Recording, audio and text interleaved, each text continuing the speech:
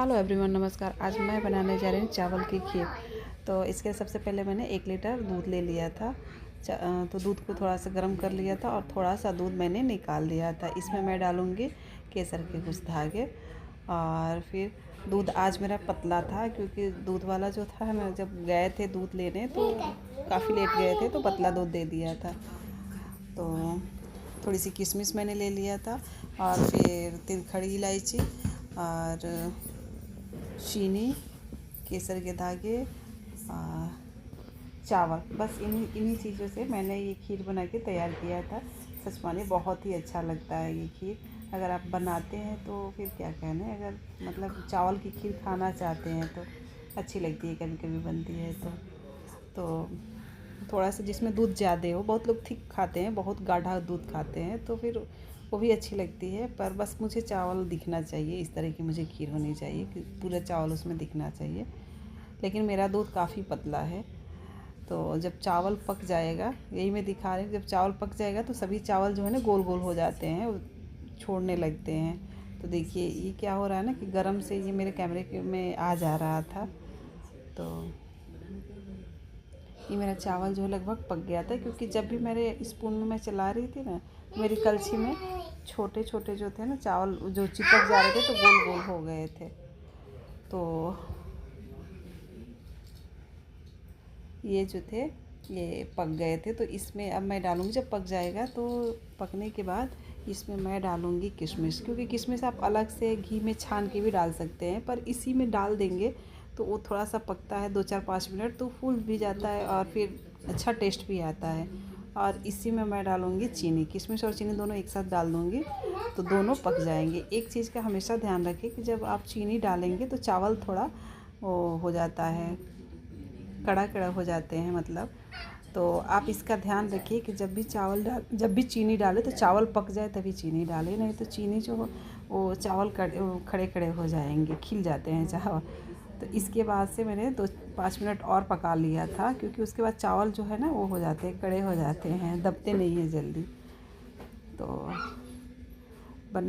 इसको पकाने के बाद, हाँ, ये खीर जो है बहुत ही अच्छी लगती है। मैंने एक बार दिखाया, ये वैसे मैंने वीडियो के लिए किया था। मुझे पता चल जाता है कि चावल पक गया है, क्योंकि चावल थोड़ा सा टेढ़ा टेढ़ा गोल गोल होने लगता है तो पता चल जाता है कि चावल पक गया है। तो आप जितनी मर्ज़ी चाहें इसमें ड्राई फ्रूट्स डाल के खा सकते हैं। मेरा चावल पक गया था तो मैंने डाला था लास्ट में हरी इलायची के पाउडर, जो इलायची रखा था उसको कूट के मैंने डाल दिया था। थोड़े से ड्राई फ्रूट्स मैंने डाले थे, पर पिस्ता और बादाम डाला था। लेकिन आप जितना चाहें, आपको जितने ड्राई फ्रूट्स पसंद है उतने डाल सकते हैं। मुझे खीर में बस चावल की खीर में मुझे एक ही चीज़ पसंद है, वो है किशमिश, तो मैं किशमिश ही ज़्यादा डालती हूँ।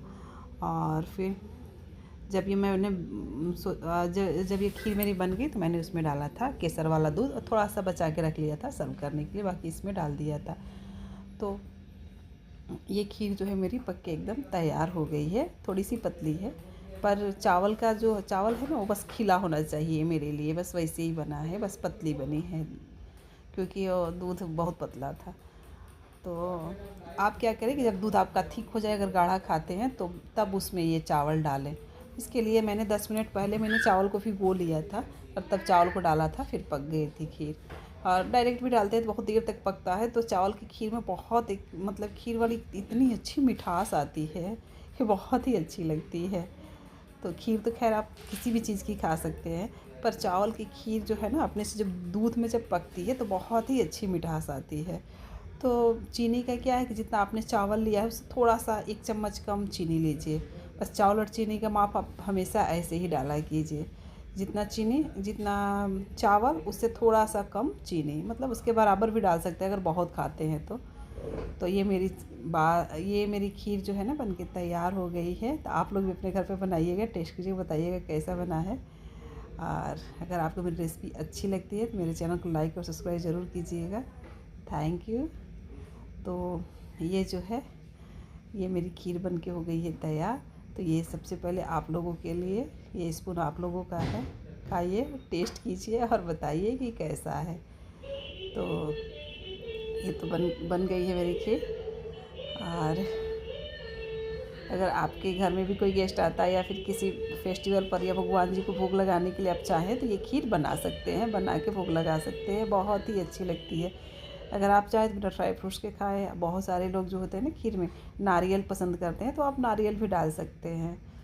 तो चलिए मेरी खीर बन के तैयार हो गई। Thank you.